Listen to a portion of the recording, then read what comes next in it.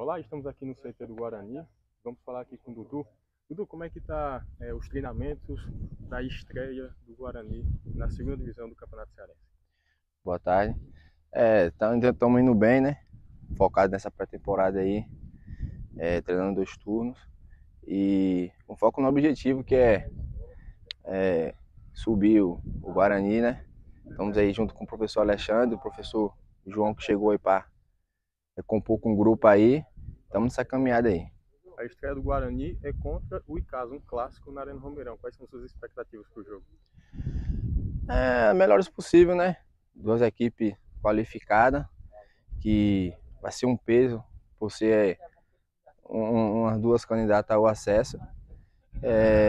E é isso, a gente não pode escolher adversário, a gente tem que enfrentar o que vir e vamos para a luta. Lembrando que a estreia do Guarani é contra o Icasa, né? Um clássico na Arena Romeirão, dia 18 de fevereiro. Eduardo Benjamin, para o Replay.